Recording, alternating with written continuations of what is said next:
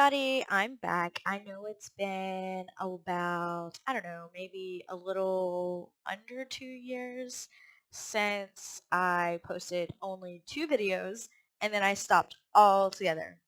So much has happened in that time frame that I have learned a lot about myself, and I have been watching and learning and going through so many evolutions in my life that I decided that it was time for me to actually pick up the reins and go full throttle and maybe not set such a high expectation on myself and get back into video blogging because I have things that I want to say.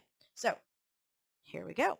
Today's topic, however, is actually my full diagnostic test that I went through when I had to get an official diagnosis so that I could possibly try to get into adult ABA therapy. More on that later in another vlog, if it actually happens. We'll see. So let's get started. All right, so the first thing that I want to go, I'm basically going to throw through my experience with this test step by step and explain how I felt during certain things. Now, these tests are designed for children. There isn't really an adult version of this test. Now, there is a questionnaire of sorts that you ask at that's part of it, that you answer questions like kind of like on a scale of 1 to 5, how does this make you feel, yada yada yada. But they're also designed really to make you, I mean, a child wouldn't be able to answer those type of things, these type of questions, because it's about how you interact with friends and family and worldly things and all this other stuff. And if you're being totally honest with yourself, you get a clear picture of where you fall with social interactions and stuff like that. And I got a very clear picture. I'm I have a lot that I need to work on. I will never be 100% normal because I'm not. Autism doesn't go away. Um, but knowing what I need to work on to make at least the interactions that I have with my friends and family, and sometimes new interactions, um, is very helpful. Now, the actual test part, even though it's not designed for children, it's still very helpful for uh, what it still gave me what a clearer picture of how I interact with certain situations. And yeah, basically, even to this day, I still have mixed feelings about it because it was it was very telling.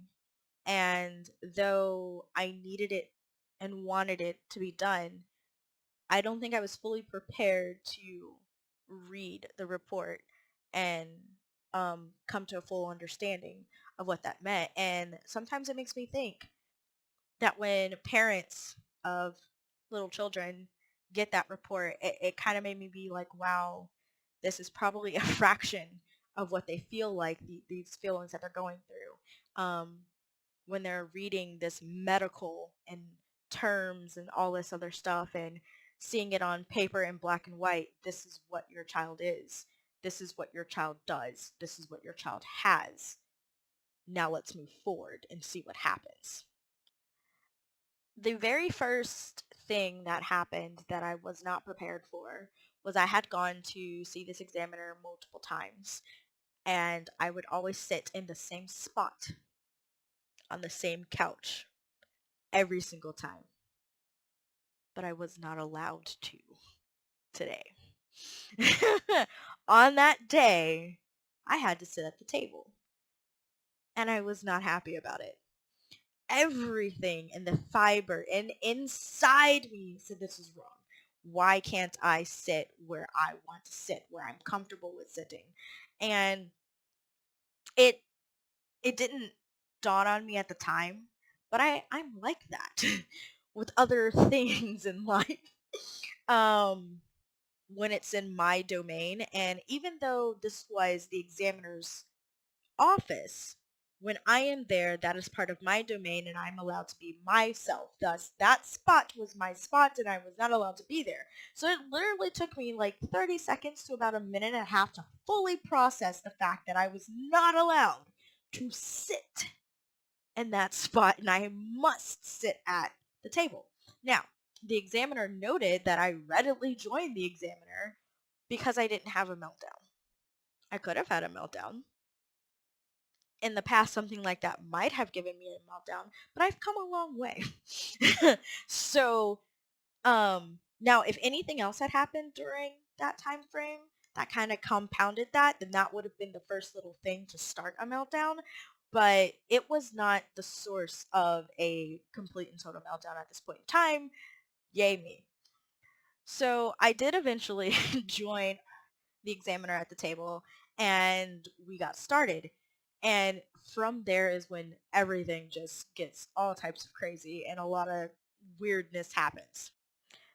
One of the first things that I did that I did not realize I did until I read the results afterwards was there was a speck of lint that was on the table.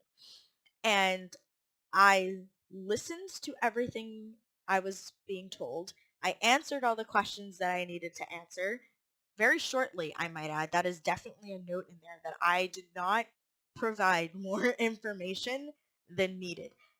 If it was a yes or no question, I either answered yes or no. And that was it. There was no follow up. There was nothing else. And for the most part, I am like that. If you want me to explain further, you're going to have to not ask me a direct yes or no question. And if I don't give you what you want, I assume I've done my job. I've done my part. You're going to have to ask follow-up questions because I won't pick up on the fact that you want more information just by the way you're looking at me. Mostly because I'm probably not looking at you. And that does come up as well in the test. However, I played with the spec just like this.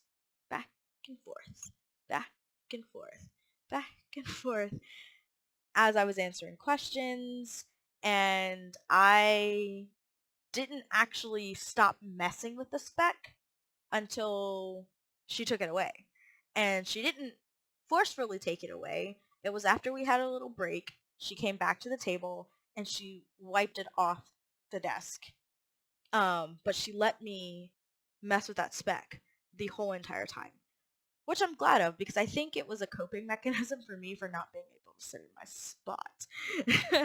So yes, the spec of lint was so much fun. So the next thing that happened was the picture book. Ooh, that picture book. If I could burn it, I would. So the picture book is exactly that. It is a book with no words and only pictures.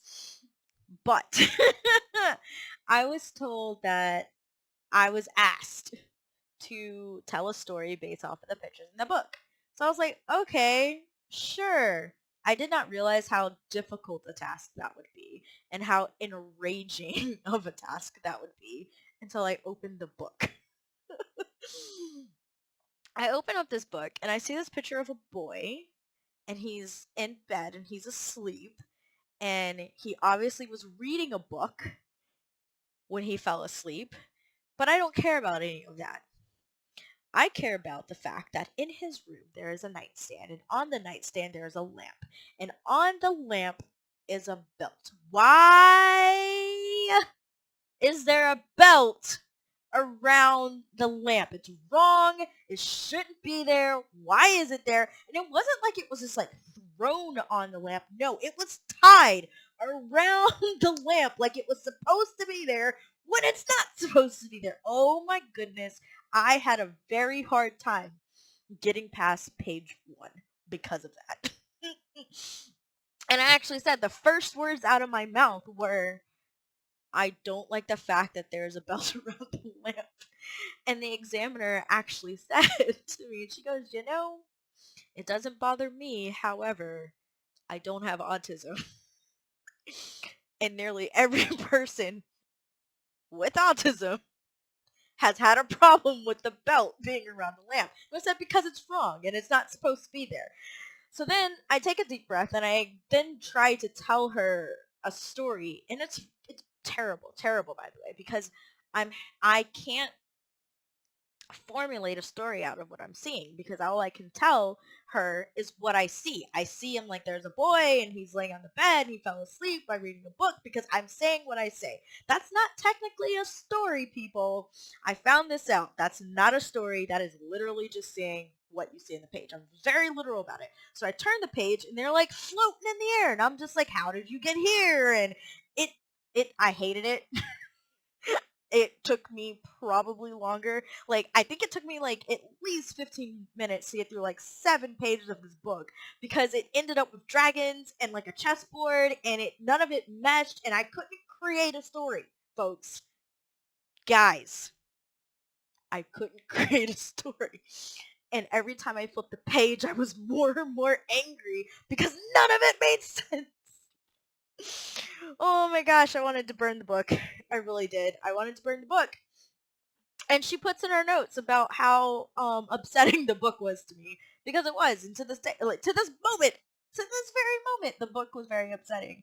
I remember it very well, but oh god, that book was no. So after the whole book thing, she told me that we were going to take a break. She apologized um for what she was about to hand me because she did say again that this is more geared to children. I apologize. I am stimming at the moment. It's just what I do. Um, so, um, so if the camera is moving, that's why. But anyway, um, so she hands me a bag. Well, she takes out a bag, and in the bag were markers, a piece of paper, a little toy that you has a little metal ball inside of it and you're supposed to move it around in a maze to get it to where it's supposed to go, a spin top, um and one of those pen toys where you put your hand on it and it makes a little impression of your hand. For those of you who know what it is, cool. For those of you who don't, I'm sorry, I don't know the name of it. It's just a pen toy to me. That word toy comes up very soon though about that. So I was told that we're gonna take a break and she gave me those things to entertain myself with. Immediately what I did was, what she made note of afterwards is I wanted nothing to do with the little metal ball toy or the spin top or the piece of paper. So the piece of paper I kind of just like slid to the top of the table and left alone. The markers though, they weren't in a box, and it bothered me that they weren't in a box because now they weren't straight and they were going to roll all over the table, so I had to make sure that they wouldn't roll all over the table. But I couldn't just put them in any order. I couldn't just set them to the side. I had to put them in rainbow order. Why I chose rainbow order, I don't know. Is it because it's Roy G. Biv and that's just what I thought? I don't know. Because I could have chose light to dark, which I did do afterwards. So I took them and I did put them in rainbow order for all the ones that were within Roy G. Biv, but then I had like brown and black. So they didn't really work with that because they're not part of Roy G. Biv. So all the extra colors that I had, I put them light to dark after the rainbow. But then they wouldn't stay where they weren't saying put. I guess the table was slanted or something, but they started to roll. So that's when I actually did show interest in the pin top toy and the little metal ball toy because I put the markers in between them so that they wouldn't roll away. Done.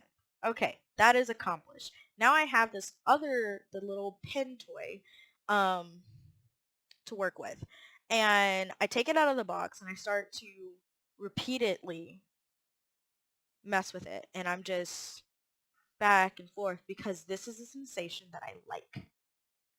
I don't know why I like this sensation, but I like the way it feels on my hand. And it was very calming because after the whole book incident, I needed something to calm me down. So I kept playing with it back and forth, back and forth. And then at some point I never said a word until I read what she noted that I entertained myself and I had showed no interest to her at all until I read the box. And it wasn't even an interest in her, it was more of a statement because this was very true. The box says, "This is not a toy." I'm like, okay, but it's made by a company that has the word toy in the name. How is it not a toy, but it's made by the company? So I say, the box says this is not a toy, but it's made by a company with the word toy in it. I don't understand that. And she just replied, that's interesting. And I didn't say anything else. I went back to playing with the toy, but that was it. And she notated that. In my little evaluation, she said that that's what happened, that I was perfectly content until that. Which to this, still, it bothers me. It's a toy. If it's made by a company with the toy in the name, it's a freaking toy. That's what it is. It can't be not a toy if it's made. No. Well, I can go on a little rant, but I'm not. My little sister used to say to me, she used to say "woosah," so I have to say that "woosah," or I will just get so annoyed by this whole toy ordeal. But anyway, she put that in her assessment, like that is something that I did. So that was kind of sort of the end of it. And yeah, basically I'm gonna talk about now how I felt about everything afterwards when I actually read the assessment for myself. So obviously I knew that I had autism. I had already done the preliminary stuff and was diagnosed, but I was getting this formal diagnosis for the possibility of me getting ABA therapy and for other reasons in my life and everything like that. And at the end of it, she said to me, I can email you the results or I can wait until you come back in and we can go over them together. I said, oh no, just email me the results and it'll be fine. That was a mistake. I didn't realize how difficult it would have been to read the results by myself. And even though when I started reading it and I started to feel sad and upset, I was compelled to finish it even though I was having those feelings. It was very hard. It was very difficult to see in black and white what it was. And I don't want to say that it wasn't a shock to me, but it was very reading everything because they go through all these different scales and stuff like that and they have numbers and these numbers associate to stuff and seeing just how I thought I was doing so much better and I am, but when it really boils down to and how I fall on the spectrum when it comes to social interaction, which is the biggest thing that I have that I struggle with. I struggle with other things as well, but social interaction, I fall in such a way that it made me realize just how difficult and how hard of a time I really was having. And it made me realize just how stressful and how mentally tired I am after a day's work. That will come up in another vlog. We'll talk about how I handle the workspace. Um, and though it was hard and difficult to read, I sent a copy of it to my mother and I talked to her about it a little bit. And then I did have a follow-up and I talked to the examiner about it. And I kind of just left it at that. And it's still, I mean, it is as it is. I still have mixed feelings about it.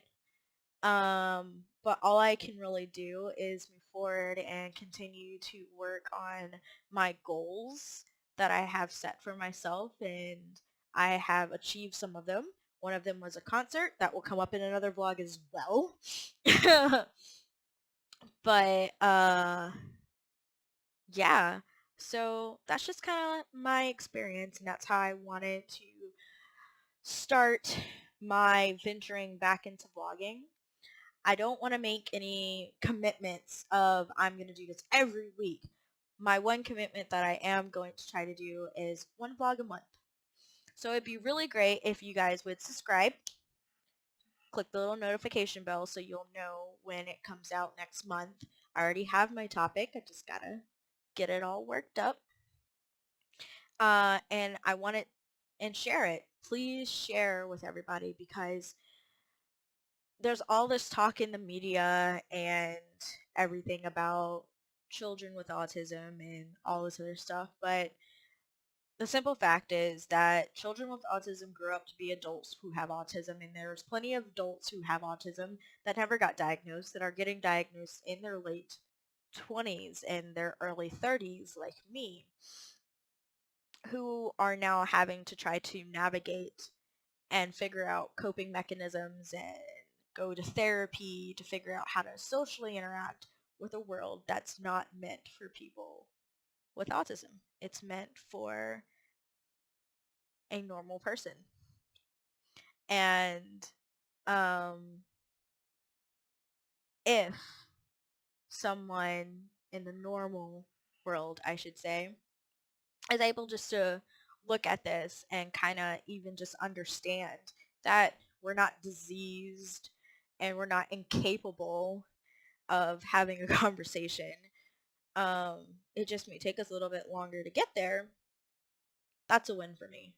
So yes, subscribe, click the little notification bell, share it, please share it. And until then, everybody, stay unicusent.